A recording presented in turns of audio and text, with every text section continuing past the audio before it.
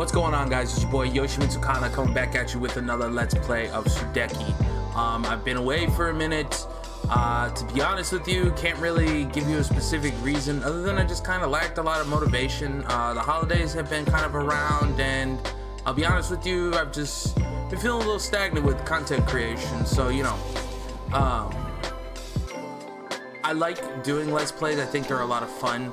But I think I can do something more gameplay oriented, so I'll be making a second YouTube channel kind of with a different topic, and I'll just keep this one for gameplay.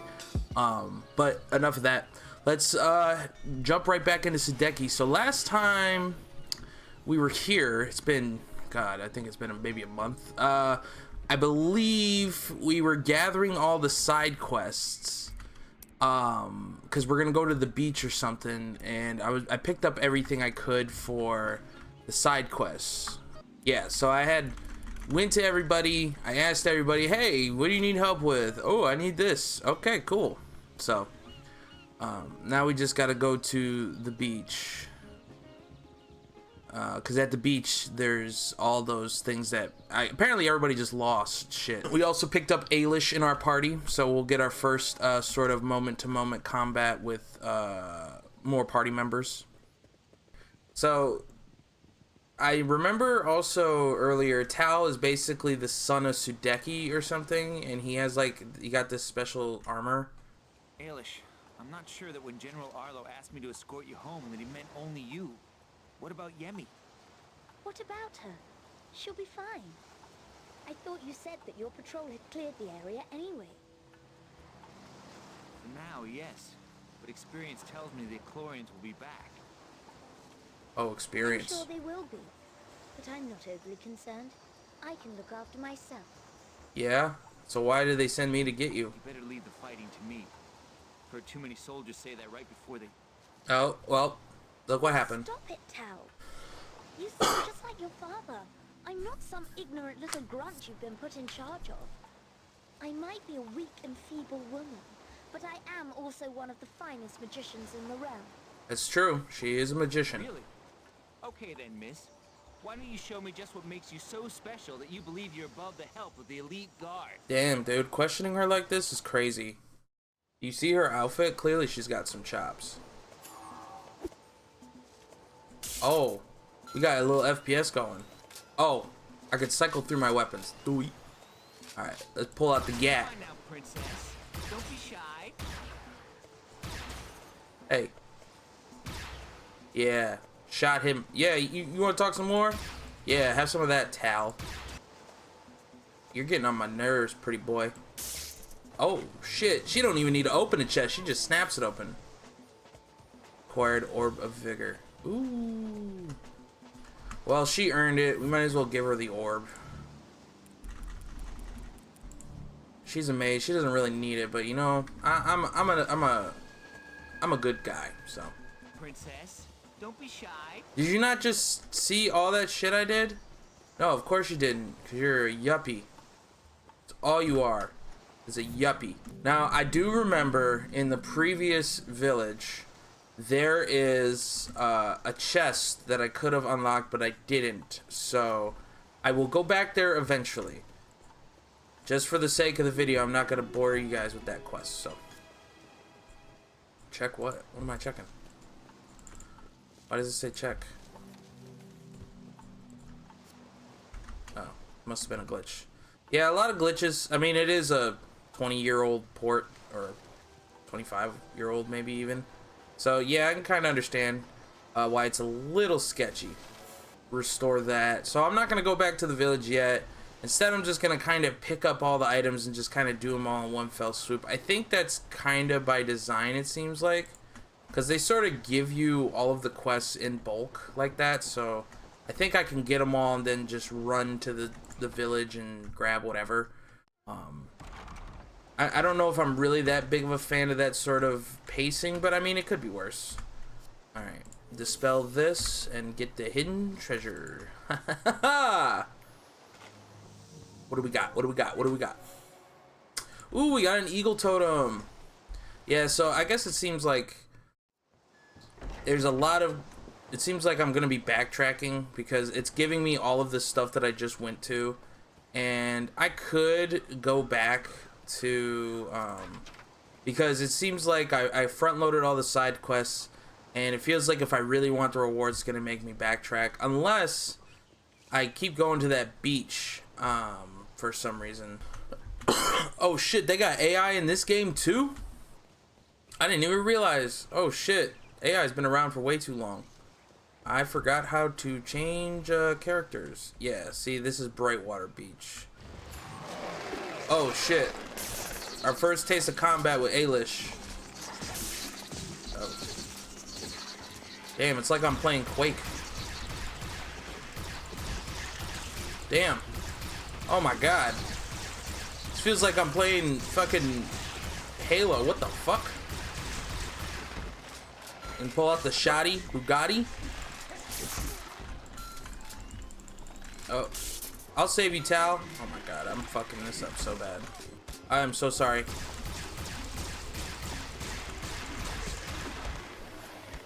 Okay, so I do like the fact that it turned to first person for me. That did help.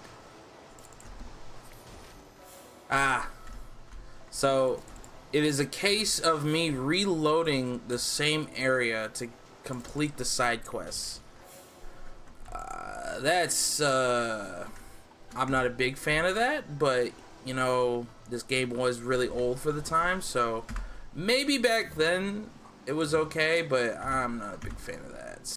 The controls are so damn confusing to me. Like I feel like I get a grasp of it, and then I like get a brain fart and I'm like, oh, this was a control, that's right. So got to play as Ailish a little bit. No more of the boxes spawned. That's not good. Yeah. Well, I guess we'll just go back to the town now and might as well just get this over with. Alright. Orb of Might. Give her the 20 SP. She needs it as a mage. I mean, this is all pretty standard RPG stuff. You always want to give the mage the most mana stuff. You want to give the warrior sort of barbarian type as much health as possible. I mean, like, this is all pretty cut of the mill, I guess you could say. And that's not really a bad thing. I think at the time, this wasn't really cut of the mill. I think some of the systems were. But I think overall, like, the game has a lot of personality, which I don't think it, like, carries the game when it comes to personality, but I do think it's what allows me to continue to want to play the game. I find that sometimes there's mechanics that I at least in RPGs, and I don't know if anybody else also feels this way, but in RPGs, you kind of have the sort of same mechanics a lot of the time. You have, like, your upgrading system, your stats, your side quests, your main quests, your villains, your side characters, party members, magic, all that stuff. So it's refreshing to get to a point in a game where you kind of know the mechanics and you judge it based off the personality and, like, the charm. And I will say the game has so much charm to it that I think it kind of overrides all of the sort of datedness and the jankiness. And I think that's really hard for older games to do, is because a lot of them you could play and just forget about, but like games like this, like, they kind of stick out. Like that backdrop, the characters, the water, the music, you know, it's hard to find games like that. This should brighten the place up a bit and keep the ships from floundering on the rocks. Yeah, don't want the ships and people to die. Thanks, Jimbo. Weather we're having. Oh, thanks, Jim. Appreciate you. But I think when it comes to games and, like, what their main focus is, I feel like a lot of the times games put too much emphasis on mechanics and, like, gameplay stuff, which, don't get me wrong, they obviously should. And I don't want to sit here and be, like, a non-advocate for developers to not focus on that stuff, because obviously it's important. If the game's not fun to play, it's not fun at all. But I think, like, being able to create something unique from nothing, or sort of kind of create this new environment and world from imagination, and to be able to, what the fuck, why did this say check? Can I pull this out? Cooney the woodcutter. Okay. I think when it comes to the creativity and imagination, a lot of people, I feel like they just can't, like, they can't bring themselves to get out of it. They want like the hyper realism and the upscale like vibe of things, and I don't think there's anything wrong with that. I enjoy games like that too, but I just think like when you get a game like Sudeki or like Dark Cloud or Persona, Metaphor, Tak and the Power of Juju, Crash Bandicoot, like those are like fully actualized worlds with characters and creatures and like a whole system designed around this world that came up with. And I think that's a very underrated aspect of video games that I think people just, I'll be honest, I think people really overlook that. I think there's a lot more to this stuff than people truthfully think when it comes to like the creativity. It's like, oh yeah, there's dragons, but it's about like, what is the dragon's motivation and why did the dragons exist at all, that really like lets you sort of boil down to, you know, like the nitty gritty of everything. And I just love the fact when you can sort of see just how in depth they thought about everything. Like it's not just about seeing what is the biggest monster we can make. No, what's the most compelling villain we can create to where you are upset with either killing him or have a personal vindication to eradicate that person. So like I think there's a lot of merit to that. I just wish that we would get Omnium. What the fuck is that? Did they just give me the shield from Captain America? Omnium? The hell does that do? Okay, it's not on here. Oh, it's a valuable.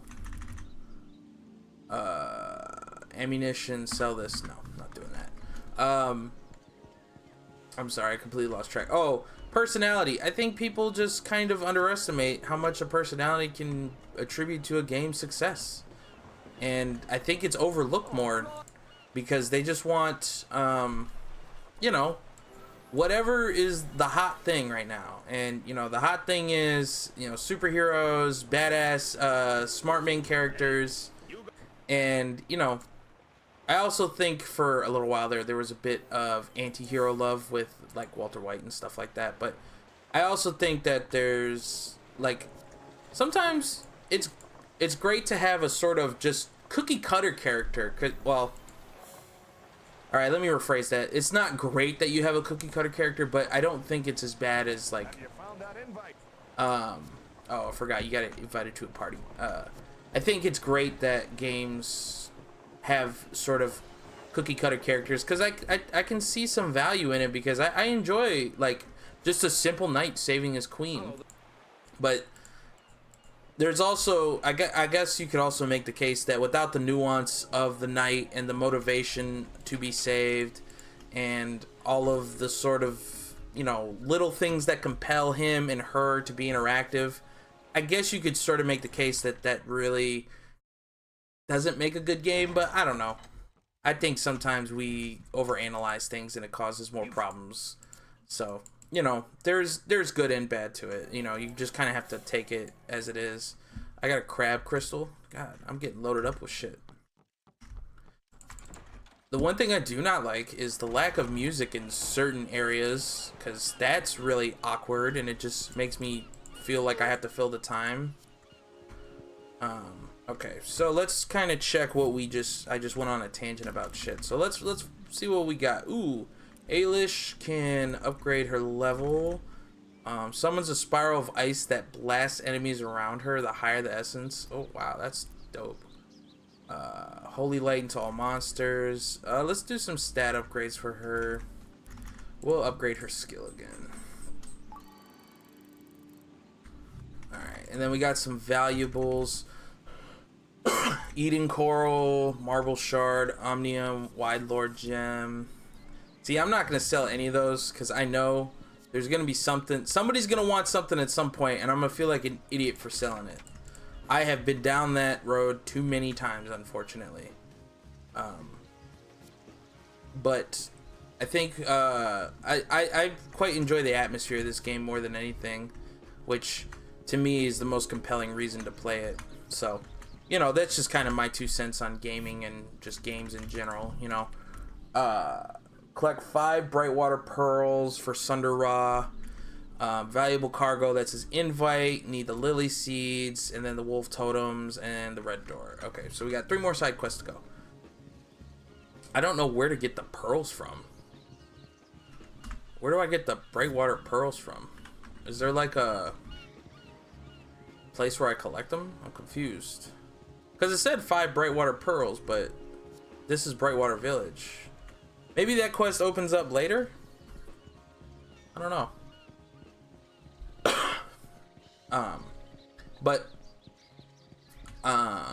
Yeah. I like to revisit old games, especially classics like this.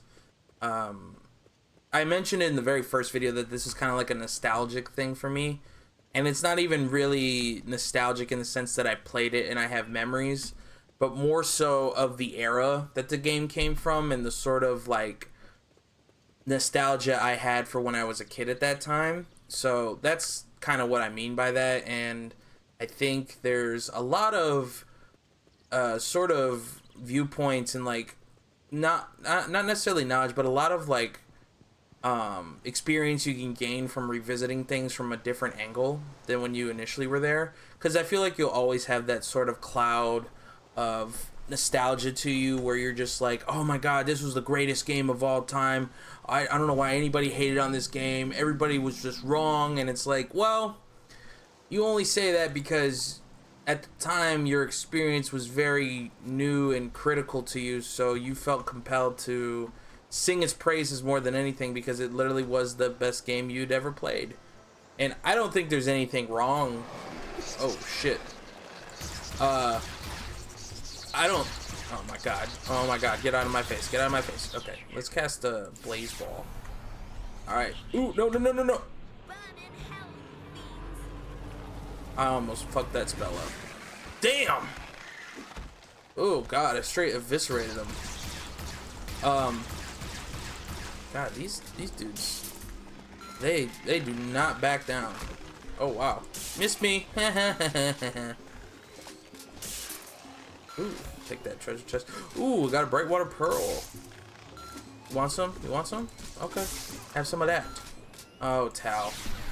Tal's dying, everybody. We gotta save him with our witch's kiss. Oh, thank you. But I think I love nostalgia as a concept, and I think gaming is a huge nostalgic factor when people talk about like what's the best game of all time, what's the greatest game, or just even like top 5 lists, top 10 lists, because it's always clouded in whatever is somebody's truth and whatever somebody believes more than anything else. So like I am of the mind that when I play games like this, I try to take a sort of objective approach and kind of just judge things based on what it is rather than what it was. And I think that's kind of I think I don't want to say it's the wrong way to look at it, but I think it's disingenuous because I think nostalgia can be a factor for a lot of. Whoa, what the hell are you? You look creepy. Is that a scarecrow? Oh my. Oh god. I'm sorry, the scarecrow is throwing me off track right now. There's 2 of you? Okay. I need to switch to you, sir. Oh god. Oh god. Oh god. Don't die. Don't die, Tal. Alright, let's heal. Oops. Tal needs to heal. Alright. But I think nostalgia can be an important judging idea, because I think, you know, to disregard nostalgia for certain things can kind of be, I don't know, I think it's a little disingenuous to people who experienced it a little bit. And I think that, you know, if it's really important to somebody, I think that should be a part of the conversation. Now, do I think it should be the whole conversation and like take up a majority of the ranking for nostalgia? Absolutely not. It just doesn't make sense that way. There's more factors, but I think nostalgia is something that really, I don't want to say plagues us, but it's really prevalent on our minds more now than ever. And I think we all owe it to ourselves to at least give it a shot to be, you know, heard in a conversation when talking about gaming. And that's kind of the point of this channel. You know, I play a couple of new games here and there. Like I played the Shadow of the Road demo, sorry. I did play the new Oblivion Remastered, which is kinda sorta an older game. I mean, it depends on how you want to look at it.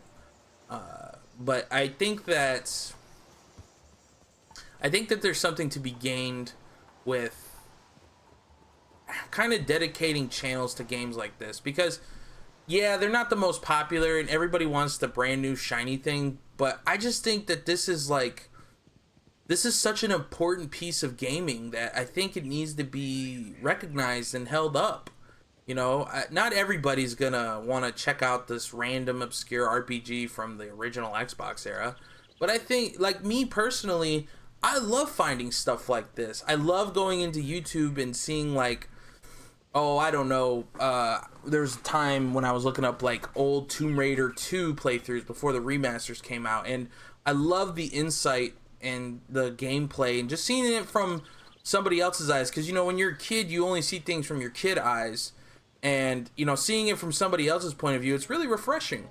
So, you know, I think that's why I love playing older games on this channel, because it just gives them a chance to be shown in a way I don't think a lot of these games get justice to.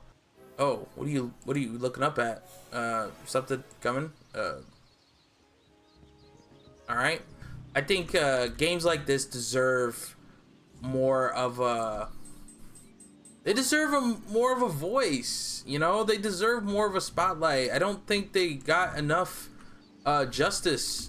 And I knew you like pearls, but damn. But I think, like, any developer who worked on this game, I think they deserve to know that somebody at a different time, other than when it was, like, you know, released, is enjoying their creation. I think that's a really beautiful thing. I mean, imagine you like wrote a book and then someone found it 20 years later and they came up to you and they're like, oh my god, this is amazing. Oh, so you read it when it first came? No, I just read it. And it's like, it creates a sort of endless, sort of timeless aspect to your art, which not a lot of artists get. And yes, I think game developers are artists in a sense. That is a hill I am willing to die on. But you know, that's up to you whether you believe that or not. We'll do Celestial Circle. I think that's a good skill to have. Oh, she's got 2. We will do Essence. We're not even gonna bother putting power in there. Alright guys, that's gonna do it for this episode of Sudeki. Not a whole lot happened this one. It was just kind of like a side questy episode. But you know, I think I got a little more in depth with myself and kind of was able to explain my position on stuff like this a little bit more. So I hope you guys enjoyed this video. Leave a comment, leave a like, subscribe, all that YouTube stuff. I just hope you enjoyed this content, and I hope most importantly, outside of all of that, you have a wonderful day, and I'll see you in the next one. Bye-bye.